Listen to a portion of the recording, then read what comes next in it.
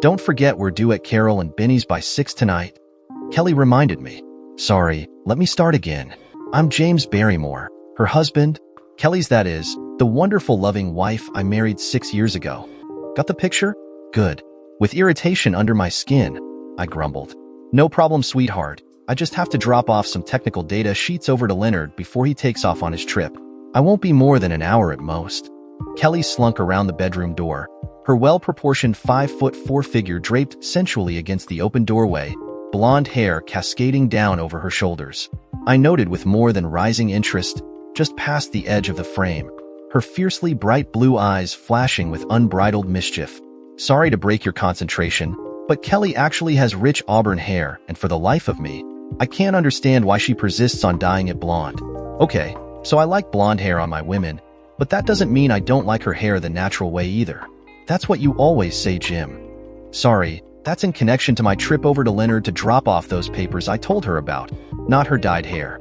I'm starting to get ready now, and I want your solemn word that you won't get caught up talking shop like you always do. Damn, now she broke my concentration, a little bit like I did to yours just before, and Kelly noticed the exasperated look she got from me at shorting my name. It was her way of showing her displeasure and irritation. What did you expect? I was lost in Fantasyland. Talk about a mood killer. I don't know why we have to spend so much of our free time socializing with that bunch of reprobates. Kelly's eyebrow lifted in response. And what, may ask, is that supposed to mean? I sighed but continued. You know I have nothing in common with any of the blokes, and I feel like prey when I'm left in close quarters with any of their wives. That last barbecue here, Pam as much as made it clear that all I had to do was nod, and she would have dragged me to our bedroom. And another thing to consider. I didn't like the way her husband was monopolizing your time either. I could see more than a hint of anger rise in those mischievous eyes at my summation of her friends, and her eyebrow rose even further in annoyance as she stiffened. I resent you calling our friends reprobates, Jim. For the life of me, I have no idea what has gotten into you. There she goes with the gym shit again. To get a little more of a poke back at me, she commented. Was my sweet little hubby jealous of Chad? Maybe if you had taken Pam up on her invitation, you would not feel so much like an outsider. I can't believe that your ego wasn't boosted by her attention. I felt a cold chill run through me. A little oral flirting is one thing, but out and out, in-your-face seduction is quite another, and the annoyance reflected my response. Are you saying that you aren't in the least bit worried that one of your best friends is hitting on me? Kelly must have realized that she may have overstepped the mark, because the backpedaling was quick smart. No, baby. That's not what I'm saying, Jim. Pam is just a very touchy-feely person, that's all. I'm absolutely sure that she didn't mean anything by it. Now hurry up, and besides, I know just how good I am, and I know that no other females could ever compare to me. Now hurry up and get back here in time for once. Have I told you that vanity is a female trait? Yeah, it's like ego is to us males, just more expensive and labor-intensive to maintain. Kelly sidled up to me as a last gesture. Play your cards right, Buster, and you could very well be getting lucky tonight. Running her finger lightly over my cheek, she turned seductively and sauntered off into our bedroom. My blood rose watching as her French-cut lace knickers swayed and disappeared from sight. I sighed and grabbed my coat and briefcase as I headed out the door, rearranging myself as I pulled my keys from my pocket. Damn, that woman knows how to get to me.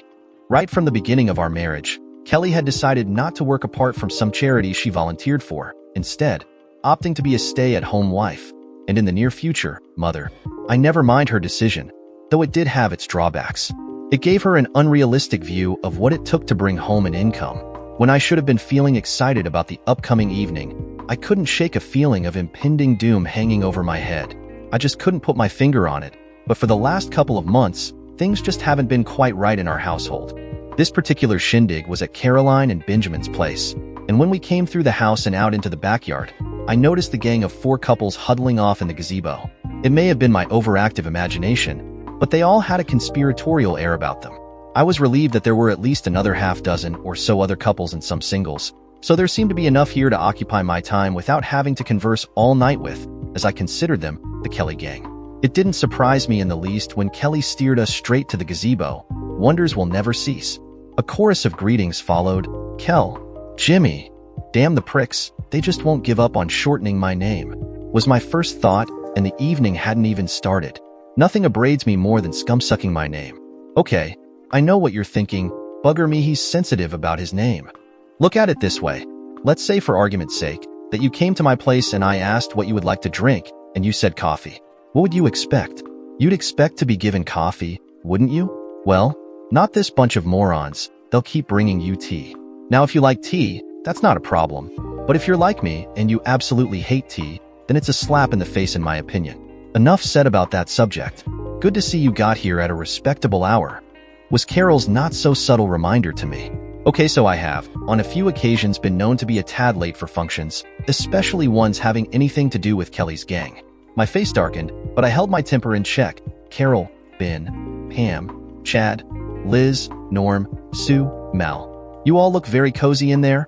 Screw 'em all. They don't seem to care about being called by a nickname, and I try hard to be amenable, but sometimes it just gets my goat. Their names are actually Caroline and Benjamin, Pamela and Chadwick. Then there's Elizabeth and Norman. And bring up the rear is Suzanne and Malcolm. Okay, you got me. I can probably forgive Chad, as who the hell would want to call a child Chadwick? Chad's bad enough. Now Beth? Liz? Ebeth? EB? I don't know. Damn, that woman will answer to any name they give her. She has more variations to her name than Spaniards have names. Nevertheless, I do understand why. You see, she only has 2 gray cells floating around in that neatly coiffure hair of hers, and no road map for either of them to find each other. You guessed it. She's a airhead.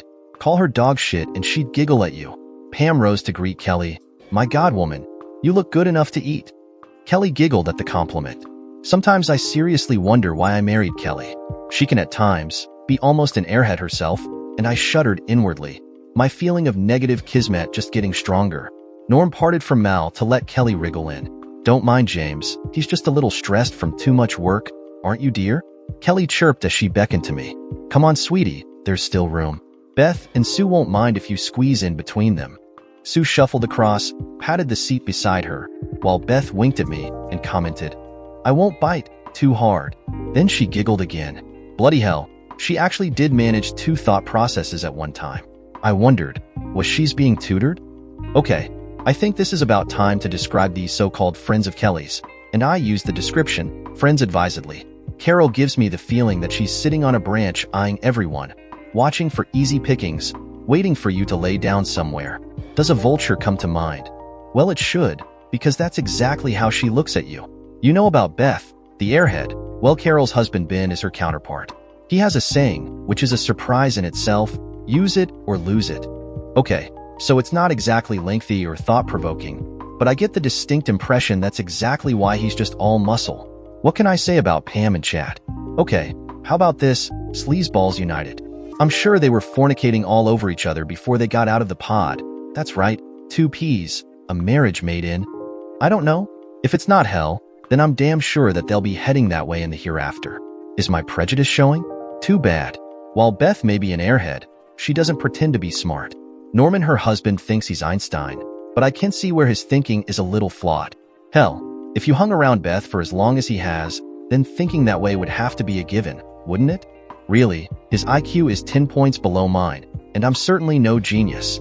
And that's from what I saw of a stupid test they all thought was a neat idea at the time. Mine came in at 125, as I said, no genius, and Norman got a little irritable when he didn't score top of the class. C'est la vie. Whatever, however it's spelt, that's how I think it's pronounced. Mal's wife Sue is a motor mouth. Fair dinkum. If they had radar cameras for speech, then she'd get done, doing a ton in the school zone. And for those who don't know, around my way, that's 40 kilometers per hour. Okay, got it good. I keep forgetting to buy myself a pocket voice recorder, so I can play her conversation back at half speed later, just to see if there is actually some intelligence behind what she's yabbering on about. Or not, because for the life of me, I get tired just listening to the witch. Last but certainly not least is Mal. Good ol' Mal. Let me first qualify my assessment here. I can be jovial or crack jokes. Sometimes they sink like a lead balloon, or go over like a fart in a perfume factory. I have my moments though. Sometimes I'm out for duck, and sometimes I can hit a century. It all depends on the crowd I'm with and how much I've had to drink. I can be romantic, especially when there's a nice set of chicks involved, but I do have my failures, and again it's all relative to how much alcohol I've consumed. Take our last year's anniversary for instance. I actually remembered the scumsucker for once. Holy snapping duck shit. Can you believe that? Although ask Kelly, and she'd tell you different. I suppose it was my fault entirely for dropping into the tavern on the way home with a half-dozen long stem roses and a box of chocolates. Well, wouldn't you? I was feeling good about remembering this monumental occasion, the big fifth. Okay, so I got a tad waylaid. These things happen from time to time. Now I'm lucky that I only live a couple of 100 yards down the road from the tavern. Not that that saved my sorry butt at all. They say, if you drink and drive, then you're a blood idiot. Well, now I totally agree, because if I hadn't driven, then I wouldn't have sat on them bloody roses. I woke up next morning with a rose stem stapled to me, and a head the size of a watermelon. That's not the bad bit though. Hell no. I staggered out to the car, surprised to find it actually there in the drive, along with the mates to the stem sticking to me but laying on the ground by the driver's door. Screwed if I know where the chocolates went. Now I'm really screwed, and not the way I was planning on either. Well, a bouquet of long stems with no red bulby bits on top and no chocolates just doesn't have the same appeal. Now does it? The last thing I remember is my mate slapping me on the back, felicitating me a happy day, and the fact that I remembered it on the day, and not a bloody week later wondering why I'm in the doghouse. But I'm still in the doghouse, aren't I? Isn't it the thought that counts? Well, not to Kelly, it isn't. She decided not to understand. Man can't win for losing. Now don't go getting it in your head that I'm a pisspot, as I rarely get tanked, maybe once or twice a year. Most of the time it's just one or two mid-strength stubbies, and I'm right. It's just my timing I'm having a little trouble with. I can even be serious and intellectual even, but that's best done totally sober. So you see, I can change as needs be, given the atmosphere, enough time to get into character. You working with me here? Know where I'm coming from? But I'm not a light switch, Jesus Christ in a handbag. Norm's worse than a woman when it come to changing his mind. So you see, Mal is quite a different of kettle fish altogether. Good old Mal the chameleon. That's right, a chameleon. It doesn't matter who he's with, he takes on their persona. He blends into the scenery, right up to a point of becoming annoying white noise. If the others are mean and nasty, then he's just as bad. But if they're nice, he can do a backflip and become nice so fast you'd get whiplash just watching him. So now you know the reasons for not wanting to be anywhere near this lot. However, I digress. Now where were we? Oh yeah, that's right. I was being lured into the lion's den. I held my hand up at the thought. I think I'll go and get some refreshments first. Chad held up his beer can. While you're there, another won't go astray for me either. Jimmy, me old mate. I heard the inflection in his tone of voice and felt my hackles rise. Steady there, James, me old mate, he just goading you. I thought to myself, so I ignored him and asked, anyone else need a refill while I'm there? 5 minutes, 5 minutes. I mumbled to myself as I ventured over to the bar. That's all it took, and I want to strangle every last damn one of those morons. After bringing back the tray of drinks, I caught Liz and Sue out of the corner of my eye. They were still giggling like silly schoolgirls on a first date and patting the seat, obviously inviting me to sit. Oops, I forgot to tell ya, these so-called women aren't teenagers here. No, they're in their late 20s to early 30s. So now can you see why I think their giggling needs curtailing? Putting the tray down on the proffered seat, I took my drink up. I just saw Franklin over there. I think I'll go see how his ski boat is coming along. Good old Franklin, lifesaver extraordinaire. No, really, he is a lifesaver. You know, patrols the beaches looking for damsels in distress, or dat dress. Okay, lead balloon, got ya. He should have it back in the water by now. Without giving anyone time to object, I turned, but not before seeing what looked like frustration plastered all over Kelly's face. I'm here, my dear. You've dragged the horse to water, but don't expect me to be drinking with your cronies. I chuckled to myself. I love it when I have a win. Hey, don't knock it. You would too if you saw my track record. I managed for most of the evening to avoid close quarter with any of Kelly's gang, but kept an eagle eye on her and her cohorts. Kelly was never out of sight more than 5 to 10 minutes, although she did seem to disappear quite frequently, and this annoyed me somewhat. After quietly mingling and chatting with most of the guests, Caroline cornered me next to the makeshift bar. There you are, stranger. I turned to see Caroline topping up her glass with white wine. Hi, Carol. The party looks to be cruising along nicely. I had to say something, and that was about as innocuous a comment as I could manage on short notice. I really felt a twinge of umbrage, but managed to conceal it. I couldn't help but notice as Carol twisted and scanned the scene, giving me an open view of her revealing clothes.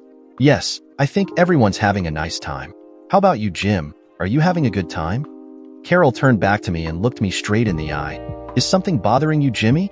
You seem to be a little distant today. Did I mention the thing about continually degrading of my name? I'm sure I have. I know I've brought it up to them on several occasions. None of the a-holes seemed to care about my stand on the subject. I now just had to accept that they do not intend to give in. I'm repeating myself, aren't I? Sorry. Kelly say I have a habit of it. Says I get sidetracked a lot too. Shut up, back to the story. With an inaudible sigh I quipped, "No, not really, Carol. Why do you ask?" Realizing at the very last damn minute that my question invited a response that I wasn't the least bit interested in hearing, Carol chewed her bottom lip for a second. "Oh, it's nothing really. EB just thought that maybe she had said or done something to offend you when you first arrived. She didn't mean anything by that comment about biting." Damn, that's a new one. If Beth has just got herself a new identity, I wonder if the taxation people know they're dealing with multiple identity disorder when they're dealing with Elizabeth McIntyre? Come to think of it, does Norm find himself in bed with different women every night? Maybe he's not as dumb as I thought he was? Nah, doesn't matter how many women you think you're screwing, it's gotta be a strain on you, especially if they're all sharing the same 2 gray cells. I studied Carol's face to see what, if anything, it revealed. It didn't look like concern or even worry, but more like indecision. It's hard to tell with vultures that just look continually hungry. "No, Carol, I'm fine. Beth can stop worrying." Her statement didn't upset me at all. I just feel a little uncomfortable in tight situations.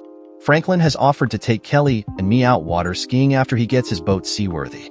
I just wanted to see if he'd finished reconditioning the motor. Carol brightened considerably. "Oh hell, when will I ever learn to keep my big mouth shut?" "Oh, in that case, there's something I just have to show you." I groaned to myself as Carol took me by the hand and almost dragged me inside the house. "Benny and I went skiing with Frank and Ivy last summer. I have photos of us in the boat. Would you like to see them?" I cursed inwardly. Good one, James. Your IQ just plummeted below Beth's. But agreed to Carol's request. "Sure, I'd love to check out the boat." As Carol opened the photo album, she sidled in close, rubbing her shoulder on my arm while flipping through the pages. I, for my part, was trying to keep my distance without making it too obvious, and with damn little success. I was looking every now and then out of the sliding glass door to see if I could catch Kelly's attention. She and the others weren't looking in this direction, but chatting animatedly between themselves. Every now and then Carol would bring her hand up and play with the lining of her bodice, drawing my eyes to her cleavage or touch my arm to bring my attention to a photo she was showing me. Okay, so she's a sexy vulture with a great body, so sue me. Carol made more comment on Ivy and her bikinis or lack thereof than on the boat they were sitting in. "Like what you see, Jimmy. We had a wonderful time that weekend, skiing and lazing around getting suntanned. Maybe we can make it a weekend with all of us when Frank gets his boat back in the water?" That's when I finally backed off. Carol had her back to the glass slider as she put the album down on the coffee table, which allowed her top to fall open just a smidgen more and giving me a little more to look at than my undies felt comfortable with. Holy shit. She's not wearing a bra? Well, she was giving me the front row seat here. I know I've chipped Kelly on a couple of occasions for showing more than I felt comfortable with while out in public. Her standard response to that is, "Oh, I didn't know." Bullshit. No, I don't have a cold. If I was wearing shorts and she could see me, I'd know it. When she straightened up and asked, "See anything else you like, Jimmy? Anything you want to check out further?" Okay, what do you think I was thinking, fellas? Well, you're wrong. I suddenly felt like I was food. Mental note to self. Apologize to every woman I ever gave that look to. While it might be great if you're interested, it certainly is intimidating, almost terrifying if you have no intentions of going down that road. I actually caught myself looking at Carol's cleavage, and as good as it looked, I felt beads of sweat form on my forehead. I shot a glance back out the door. Kelly and the others still weren't looking this way. God damn it, never a cop around when you want one. But like women, do one goddamn thing wrong and they're sitting right on your butt, ready to tear you a new one. I had a distinct feeling that this was a setup, that they were waiting for something to happen. I had to admit that Carol was good at the seduction game. Nothing really overt, just subtle little movement with her hands to draw my attention. Her perfume was one I recognized. One Kelly uses all the time to drive me insane. Now that was overt, and I suddenly had to wonder if she got some off Kelly for this specific purpose. If it wasn't for her last remark, I could have ignored the come on and gone on with enjoying the show, but that one tore it. "Do you do this with all your guests, Caroline?" Carol's face paled slightly as she dropped her hand, not expecting this particular reaction. My tone didn't sound questioning, because it was definitely wasn't, so it made her fidget with the sash around her waist. What's that supposed to mean? I had finally come to the end of my tether. Don't play dumb with me, Caroline. You're not Elizabeth. It seems to me that every time Kelly and I come to one of these little soirees of yours, I'm fending off advances from one or other of you women. First, it was Pam, then Sue and Liz, and now you? You all seem to think that I'm the sort of husband that will cheat on his wife. Well, let me put you straight, Caroline. I have no intention of dishonoring my marriage vows. Carol seemed to shrink. I will not cheat of my wife for anyone. That includes you and your friends, Caroline. I don't know how you interact with each other, and I don't want to know either. If you and the others truly loved your husbands, then you and they wouldn't be trying to get me to play house with them, and you certainly wouldn't be doing what you did just this minute. My face was now a mask of the disgust I felt, and I strode to the sliding door and called out to my wife, Kelly, we're leaving. Now. Kelly whirled around from chatting with Chad and Ben. What? You're joking? What's the matter? It's still early, sweetie. Why do we have to leave so soon?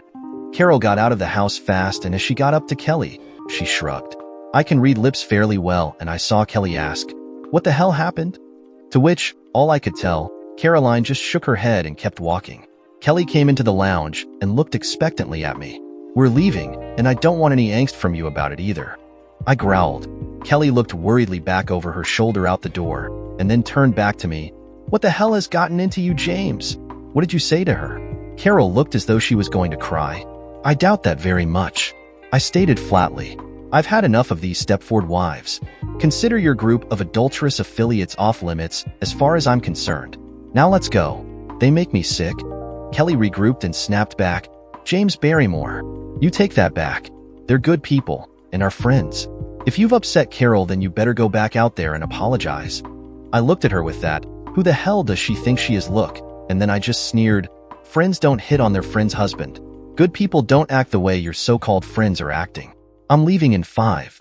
If you're not in the car by then, you can damn well walk home. Alone? Not that she has that far to walk, only a mile or so. But with the heels she's wearing, you can multiply that by 10. And her feet are so tender that she wouldn't even contemplate taking them off. Kelly had never seen me as angry. Don't get me wrong, I can get a damn sight angrier than I was at that moment. Not that she knew that and tried a little conciliation. Please, James, there must have been a mistake. I'm sure we can work it out. I just glared at her and could hear her voice fading as strode off out the front. James? Wait a minute. I have to get my purse and shawl. Don't go anywhere. Kelly must have gone out back and over to her group again. Jesus Christ. What the hell happened to having a nice, quite social evening, followed by a loving romp in the bedroom? I sat in the car and looked at my watch, 2 minutes 27 and counting. The atmosphere in the car on the drive home was so cold there could have been icicles hanging off the rearview mirror. Neither of us said anything, with my white-knuckle brooding and Kelly scowling out the window deep in her own thoughts. No sooner had we stepped into our house than Kelly opened fired. Damn you, James. You embarrassed me back there tonight. I can't see what all the fuss was about. I was heading to the bedroom and stopped halfway up the staircase. For your information, my dear wife, I take a very dim view of infidelity, and I happen to value my marital vows. Carol and her cronies have tried their utmost to try and have me renege on my vows to forsake all others. I was starting to lose my rag and threw my arms up in disgust. I give up. I'm going to bed before I say something that we'll both regret. Are you coming? Shut up. I know what you're thinking. The eternal optimist, right? It's a man thing, okay? Just because the party turned to shit doesn't mean that the rest of the evening had to follow acquiescently in its wake. Kelly had other ideas, though, and seemed more than a little miffed, because now her mood was severely embittered. If you're going to bed with that attitude, then you can kiss your chance of getting lucky goodbye for tonight, or until you can be civil, Jimmy boy. Okay, so I was a little unrealistic in my optimism. Have you ever seen a dog going after a witch in heat? He keeps trying, and that witch keeps biting his head off until she's ready. Stupid, huh? And I'd be feeling just as stupid if it weren't for me being just a tad pissed at Kelly's gang for ruining my night. God must be a woman. I mean, who in their right mind gives all the appeal and bugger all drive to one in a massive drive, but screw all appeal to the other? Pretty piss-poor design if you ask me. What is it about women that they just don't understand this statement? The one you miss out on is the one you'll never get. It's an axiom, for Christ's sake. Think about it for a second, and you'll have to agree. Maybe here it might be prudent to give you a little background on my loving wife. I met Kelly about 7 years ago at the races, and after a 12-month courtship, we married, to the concern of both our parents. You see that on both sides, there'd been 1 or 2 divorces. My father caught his first wife sleeping with their next-door neighbor. She summarily took him to the cleaners. She got a good solicitor, and he got screwed. Kelly's mother, Marcy, has had 2 husbands, but unlike my father's first wife, she wasn't the one screwing around. She also got screwed over by both of them. The first managed to drink and gamble the family finances away before slithering off into the night, leaving her working 3 jobs to pay off debts incurred, while the second, with whom she had a son, took off with his secretary draining the bank account to pay for his getaway and never paid a cent in maintenance. One of those deadbeat dads, I suppose. Kelly is the daughter of Conroy, husband number 3. Talk about glutton for punishment. Reminds me of that damn dog. So you see, they didn't have a whole bunch of faith in love conquering all, which makes you wonder why they went back for additional goes at it. What they did do, though, was to have us sign a prenuptial. So in case the marriage did go south for one reason or another, then both sides would be protected. Neither of us wanted to think that way, being in the clutches of wondrous love and romance. All was going swimmingly right up until Kelly met up with her gang again, and I do mean again. It appears that these cronies of hers went to school together with her. Well, the female ones at any rate. Kind of puts me on the outer right from the start, doesn't it? I went to school in WA, that's Western Australia for those that don't know. I got into a little altercation with Noah, all Norman, when he tried to tell me that things were big in Texas, even bigger than Queensland. What a dipshit. I asked him, does Texas have a coal train that's 2 mile long? And that's just one that only has 2 engines at the front. It's at Port Augusta, South Australia? I've seen some in Queensland that have 2 locos up front and 2 in the middle, miles apart. I told him that England can fit into Queensland 12 times when it comes to landmass, and is only the 2nd biggest state in Australia, second to WA. Kind of makes big old Texas look like nothing more than a suburban backyard.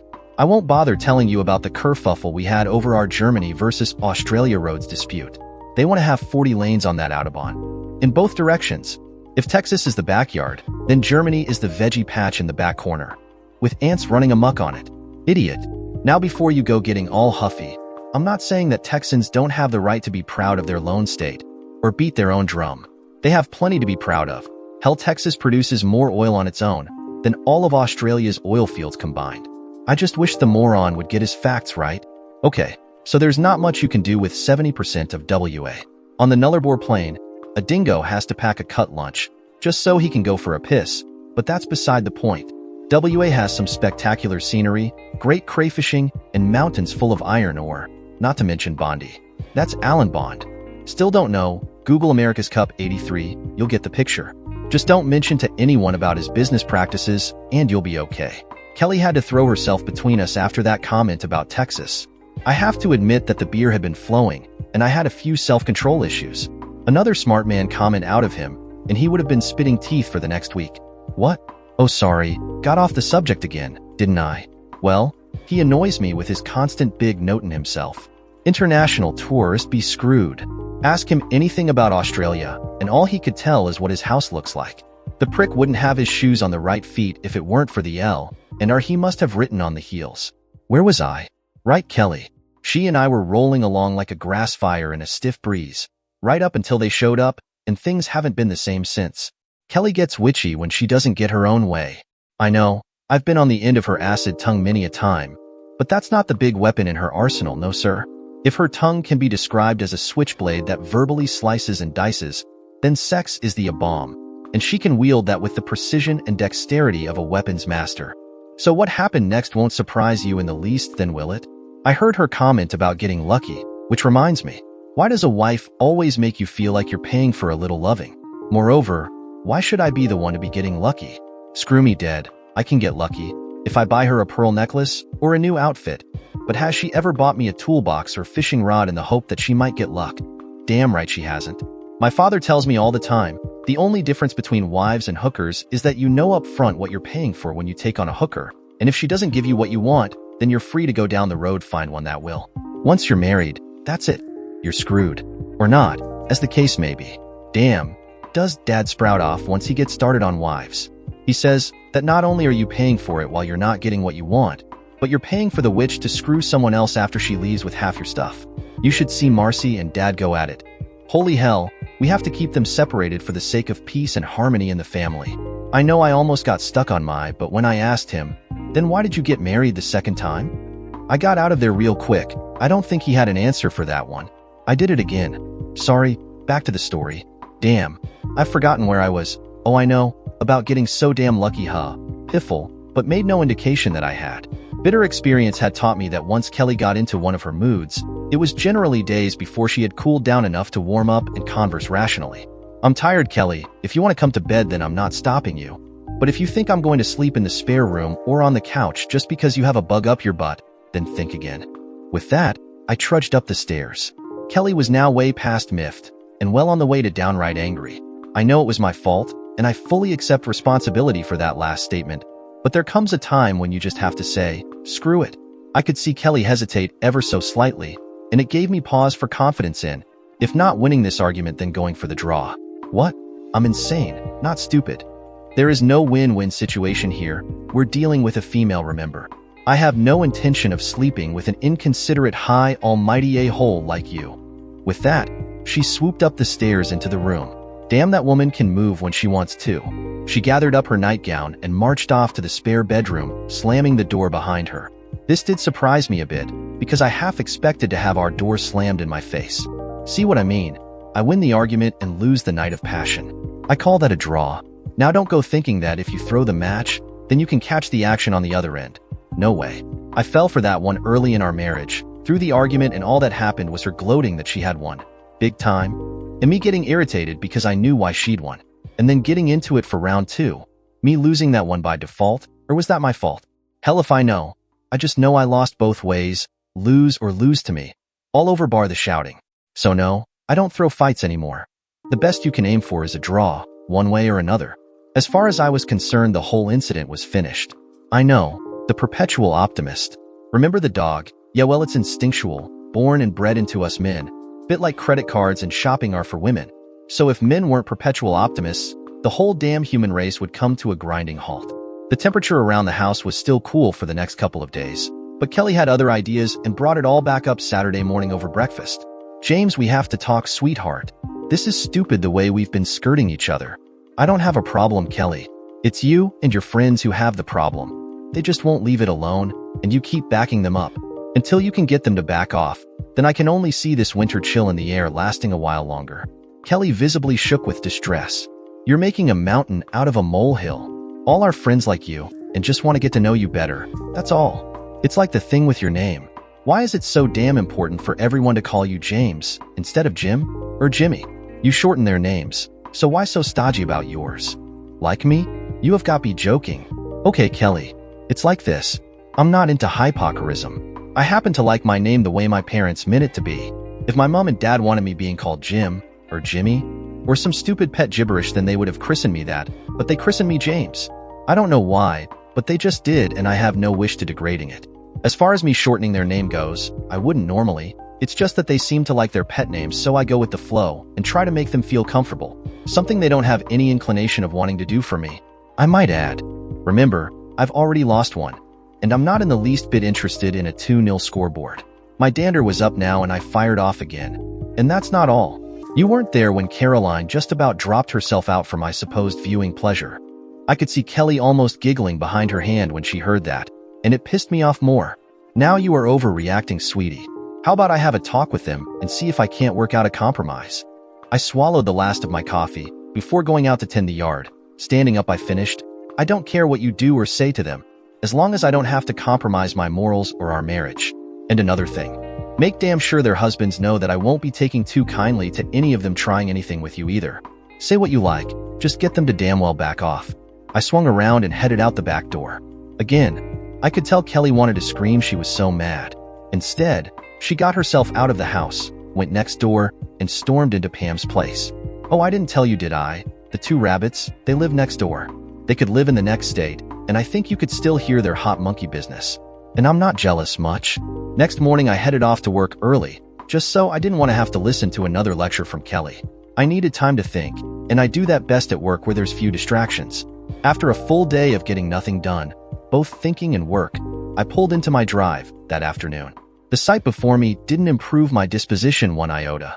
3 cars blocked the entrance to my garage, and from the makes and models, I had no option but to conclude that Kelly was entertaining her flock of gaggling geese. I opened the door to a chortling chorus of courtesan conversation as Kelly turned to welcome me home. "Hey, that rhymes. I'm a poet and didn't know it. Sorry, I'll shut up now. Hi, sweetie. You look tired? Come over here and sit down. We'll get you a drink and you can relax," she said. I roll my eyes just thinking about it. I waved my hand in dismissal. I won't interrupt your girl talk. I'll just grab a beer, some cheese and crackers to tide me over until dinner. I dropped my briefcase, loosened my tie, and continued out into the kitchen, trying not to notice the glances between the women. After getting something to eat and drink, I walked out onto the patio to have a little peace and quiet. It wasn't 5 minutes before the rabble came out and gathered around with Kelly standing nearest me. I groaned inwardly and waited for the crap to start again. Sweetheart, can we have a little talk? I hate it when she says that. Little and talk are two words Kelly should not be allowed to use, especially not in the same sentence, and definitely not side by side, period. I sighed. This was the last thing I wanted. But for harmony's sake, I acquiesced. I'm really tired, Kelly, and I just want to relax for 5 minutes. But if it won't take long, then by all means, be my guest. I stared Kelly straight in the face, but she looked like she wasn't sure how to begin, until Pamela jumped in. James. Nice catch there, Pam, was my somewhat skeptical deliberation. The reason we're over here is because we have an apology to make. It seems that that is, all of us girls have made you feel, well, made you uncomfortable, and that wasn't our intention. Pam stopped. I assumed to gauge my reaction, and when I didn't seem to be concerned, she continued, wait a minute, I'm always concerned when Caroline is perched on her tree branch. It's a bit like dripping acid on metal. You get an expected reaction. It fizzes, no cause for concern, right? Now do the same experiment with glass. I can tell you, then I'd damn well be concerned if it fizzed. That would be a big cause for concern. To Caroline, my expression was normal. So Caroline naturally didn't see that I was actually bored. But anyway, she continued, Kelly is upset that you and she are fighting, and it seems that it's all because we have done something that you feel is inappropriate. And we just want to say how sorry we are for any misunderstanding. I nodded but still said nothing, and Kelly took up the reins.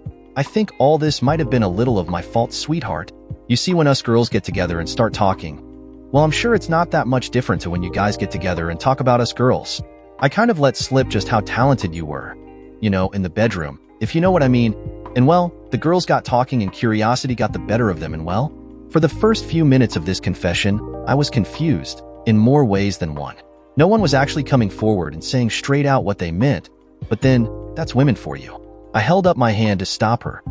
Just hang on a minute, Kelly. Are you saying that you have been relaying our pillow talk to your friends? Are you actually saying that you've been bragging about my so-called prowess in the bedroom?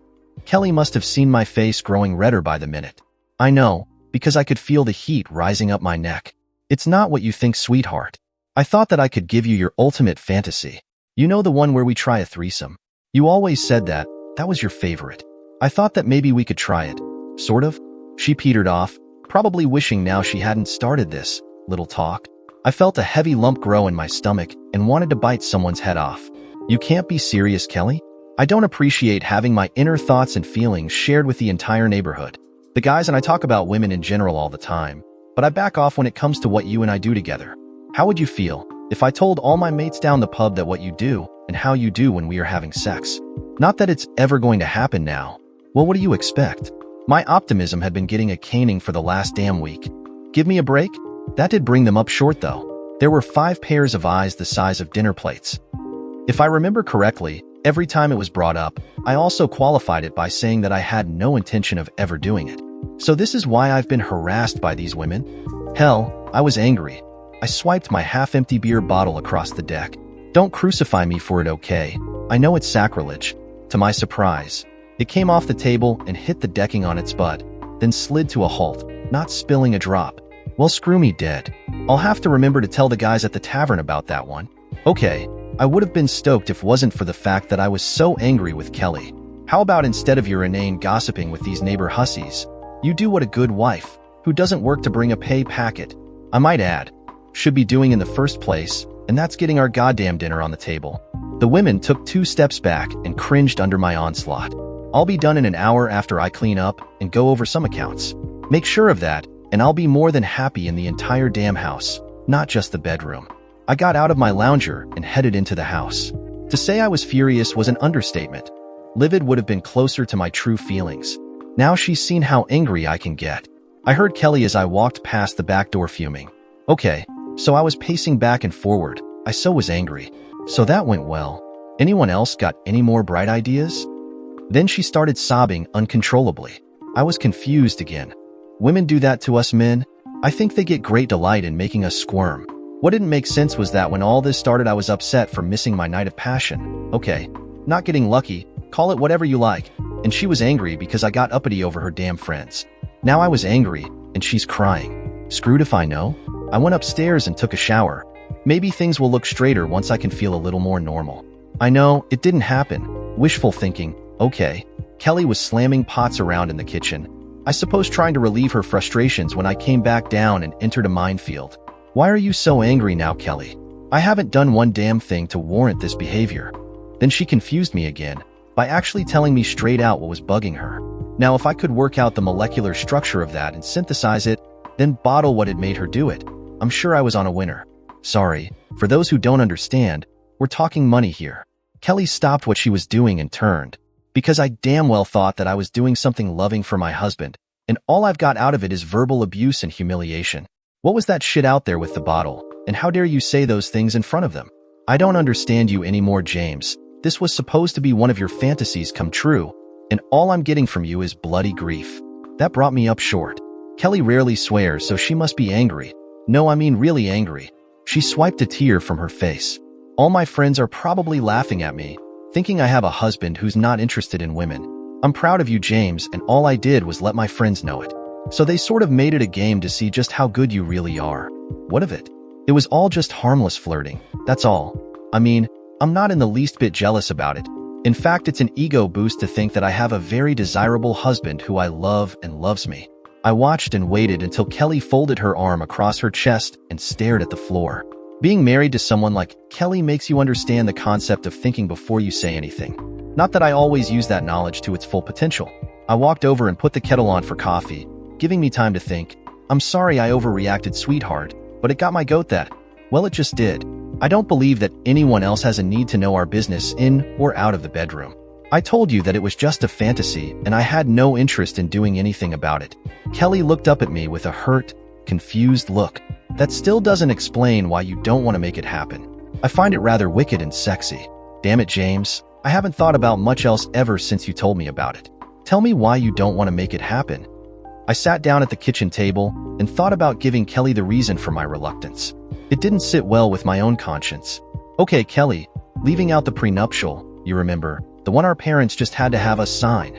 Apart from that, do you know what it is that really peeves me off? The one thing that gets my goat? My number one pet hate? Kelly wiped ineffectually at a tear as it slid down her face and thought for a minute. Besides people shortening your name? I chuckled to myself. Bloody women? Yes, sweetheart. Besides that? Kelly shook her head. I have no idea.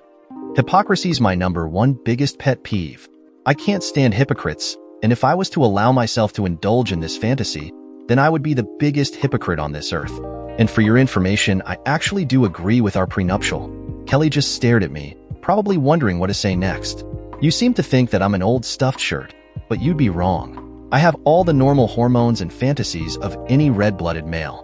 I can and have gotten down and dirty on many occasions when I was single, but now that I'm married, I have to put all that behind me. That sort of playing isn't good for any marriage, and as far as I'm concerned, especially not ours. I looked down at the tabletop and traced the outline of a pattern in the tablecloth. I love you dearly, Kelly, and the last thing I want to do is make you unhappy. These last couple of months, and especially weeks, have been unbelievably stressful for me with this misunderstanding between us. If I was to do this, then I couldn't very well complain if you wanted to do the same thing. You know, go to bed with another man. I couldn't handle that, sweetheart. It would tear me to pieces and break my heart. So I put my fantasies aside for the good of our marriage. I do this for you, Kelly. Now can you see why I'm so dead set against these games you women have been playing? Kelly suddenly looked sick and angry at the same time. Did I tell you women are really good at multitasking? Never mind, I could write an essay on men and women and how they divide their attention. So if you really want to know, email me and I'll happily to reply. Jesus. Okay. She took a couple of deep breaths, and from experience, I knew she was steadying her temper. Kelly was rumbling. So what you're saying is that it's not necessarily what's good for the gander is what's good for the goose? That's not what I'm saying, Kelly, and you know it. I'm saying that some fantasies should be left as such. Kelly's face hardened. The veins on her neck started to swell. The pressure was mounting under the mount. You talk about despising hypocrisy, and in the next sentence you're practicing it. Make up your mind, Jim. Which is it? You can have fantasies, and you're saying I can't? I hung my head, having been here before. When Kelly gets into one of these moods, she refused to hear what was being said, but focused on what she perceives as being said. You're not listening, sweetheart. I never said you can't have a fantasy. What I am saying is that some fantasies are best left alone, just like mine and a threesome with another woman. It's not fair on you because I couldn't allow you to do the same. Kelly folded her arms across her chest. Don't you think that a little selfish? I looked back up at my glaring wife and wondered to myself, why is she pushing this so hard? To her I said, yes, Kelly, it is supremely selfish and hypocritical and this is where the difference lays, if I went through with it. I haven't and never will go through with it ever. So no, I don't think I'm selfish or hypocritical. Let me ask you a question since we're on this subject. Why are you so fired up to make a mountain out of this stupid molehill? I could see Kelly blanched at the question. What's that supposed to mean? My hackles were starting to rise again. Red flags were popping up all over this conversation, and I didn't like the direction any of them were pointing. It means, dear wife, I'm a goddamn chemical engineer, and I know all about chain reactions. A little flirt here and threesome or two there, then it's not a far cry for all-out swinging. Then someone gets jealous or hurt, and carboom, your marriage explodes in your face. You want to give me a great fantasy I can live with?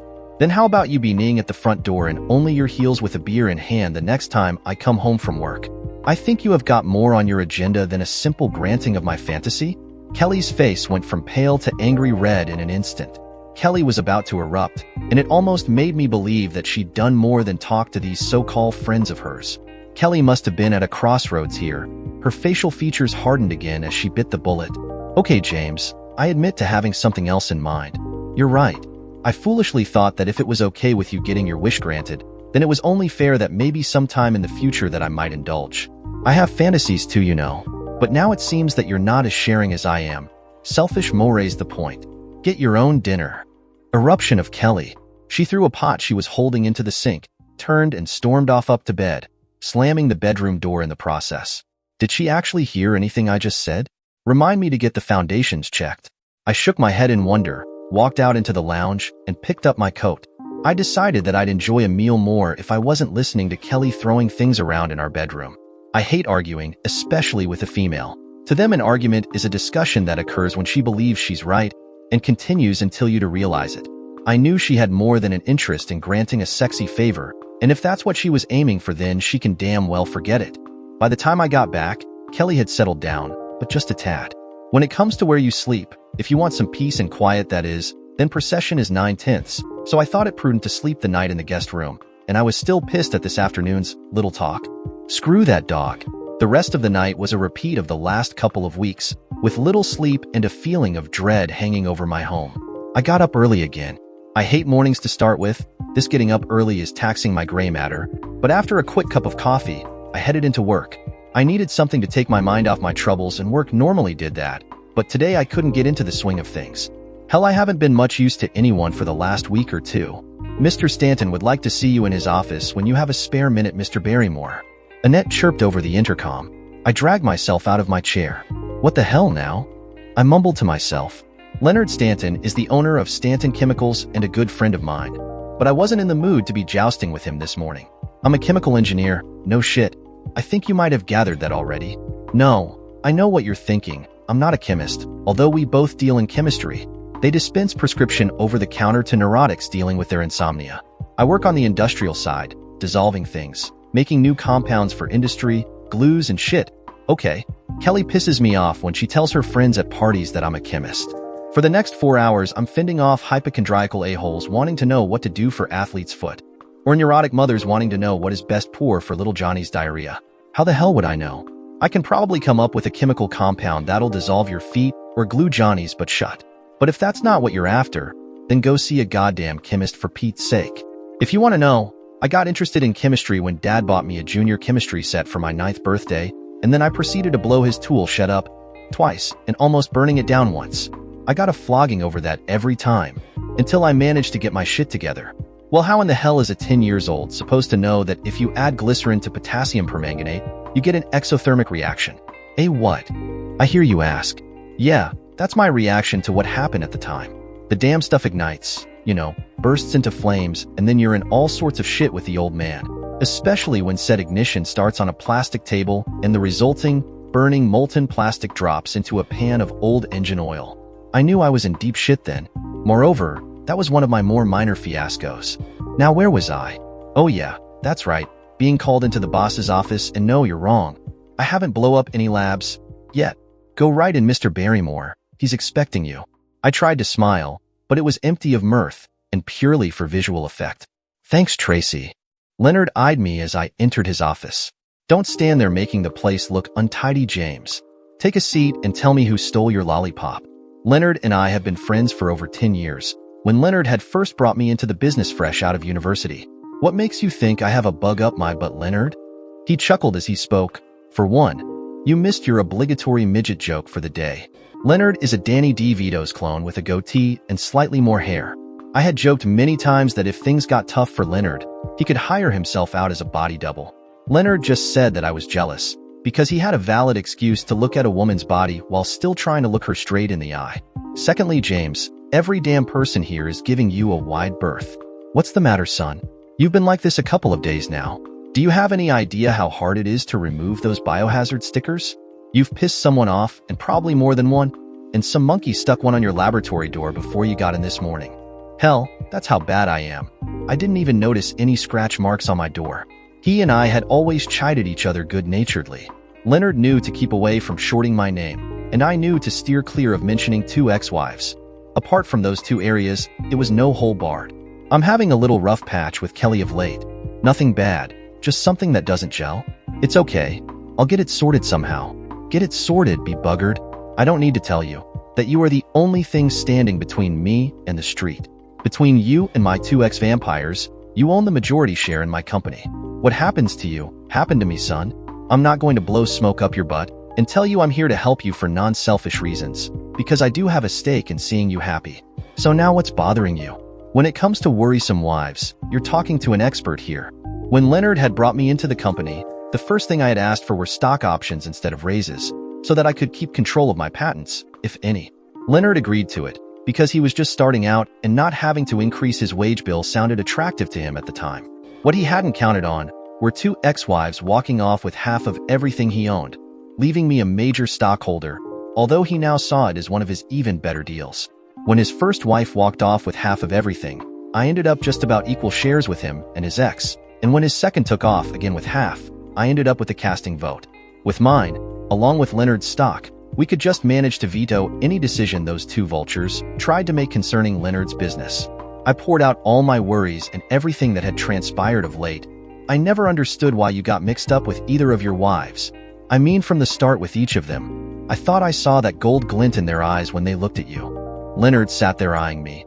I'd never covered this ground with him, and he was probably repentant, hesitant about talking about his failed marriages. Yeah, well, what can I say? Walk a mile in my shoes, son. It's damn hard to see the person behind the beautiful face. Leonard chuckled and then became serious. So you think she's cheating on you? That's the hell of it, Leonard. I don't know. There's nothing I can point at to say that's it. No solid proof. No photos, or confessions, or even witnesses. She's not staying out late. I don't know what she does during the day, but every time I've rung the house phone, she's been there. But that doesn't prove a damn anything. It's all just a feeling I've got, and now with this bloody stupid argument we're in, it not only reinforces my sense of unease, and it's downright scaring the shit out of me. If I knew one way or the other, I could do something about it. All I have are half suspicions and half-answered questions. So get someone onto her and get her checked out, and her friends as well. Hell, I can give you half a dozen good private investigators who will get the job done for a reasonable price. I don't want to throw water on an oil fire, but from bitter experience, it doesn't pay to procrastinate for too long in these matters, son. Damn, I wonder if Leonard's been talking to my father at all. That's one to add to the other interesting little debacle in the tool shed. Oil fires and water are not good company kept. Look, I was 10, okay. I looked at Leonard with a growing feeling of sadness. He was saying what I had been thinking, and for a marriage, those types of thought can kill it deader than dodo. Don't you think that's a little drastic at this time? Leonard dropped his gaze to the little clear perspex box sitting on his table with 2 wedding bands set in resin. I understand your reluctance, James. You love the woman and you don't want to judge her unfairly, but at its worst, it's called denial mate. Color it any way you want. It still looks the same. Okay, I agree that I'm probably not the best person for you to be talking to on this subject, but you have to do something and pretty damn quickly if it's not already too late. How about going for shock value? Dear listeners, please share your thoughts in the comments section below and don't forget to like, share, and subscribe.